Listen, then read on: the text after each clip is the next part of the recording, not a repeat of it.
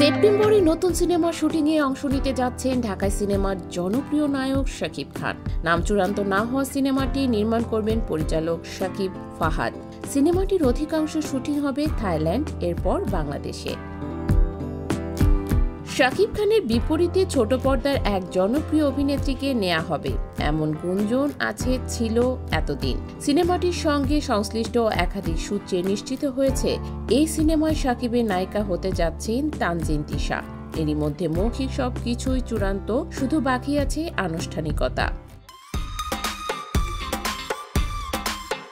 এই সিনেমা নিয়ে দেশের একাধিক গণমাধ্যমের খবরে দাবি করা হচ্ছে 2020 সালে 31 জুলাই কক্সবাজারের টেকনাফে পুলিশের গুলিতে নিহত হওয়া মেজর সিনহা মোহাম্মদ রাশেদ খান নিহত হয়েছিলেন। সেই ঘটনায় সারা দেশে তোলপাড় সৃষ্টি হয়েছিল। সংবাদ মাধ্যমের দাবি, শাকিব খান পর্দায় হাজির হবেন মেজর সিনহার চরিত্রে।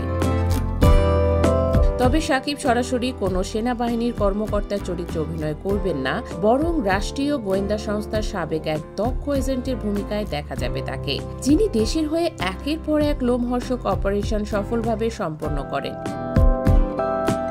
গল্পে থাকবে সত্য ঘটনা এবং নাটকীয়তার মিশ্রণ, যা তুলে ধরবে তার চাকরি জীবনের নানান প্রেক্ষাপট ও দেশের রাজনৈতিক পরিস্থিতি। সঙ্গে জড়িয়ে থাকা উত্তেজনাপূর্ণ অ্যাকশন দৃশ্য। এই ছবির মাধ্যমে গোয়েন্দা সংস্থার নাম ও অবদানও উঠে আসবে বড় পর্দায়।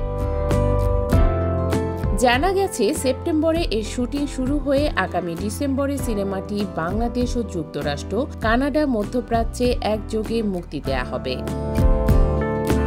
ঈদুল আজহার আগে দেশের বাইরে গিয়েছিলেন, ফেরার পর এখন অবসর যাপন করছেন তানজিন তিশা। প্রায় 1.5 মাস ধরে কোনো কাজ করছেন না ছোট পর্দার জনপ্রিয় এই অভিনেত্রী। তিশা জানান, এটি এক ধরনের লম্বা ব্রেক।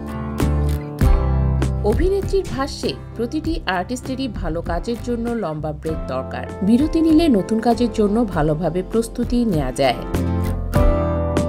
এবারও সিনেমাটি নিয়ে স্পষ্ট কিছু বলতে নারাজ অভিনেত্রী। শুধু বললেন, সিনেমাটিতে আমি অভিনয় করেছি এমন অনেক নিউজ হয়েছে, আমিও দেখেছি। হতে পারে নতুন কোনো সারপ্রাইজ নিয়েই সবার সামনে আসব। সরাসরি কিছু না বললেও অভিনেত্রী ইঙ্গিতে বলেন, যদি সত্যি সিনেমাটি করি তবে এটা খুশির খবর হবে। এরপর সিনেমা প্রসঙ্গে তানজিন তিশা আরও বলেন, এখন অনেক ভালো সিনেমা হচ্ছে। ভালো গল্প পেলে, ক্যারিয়ারে নতুন সংযোজন ঘটলে আমিও অবশ্যই সিনেমা করব। যেহেতু আমি বাংলাদেশি মেয়ে, বাংলাদেশের চলচ্চিত্রে কাজ করার আগ্রহ সব সময় বেশি।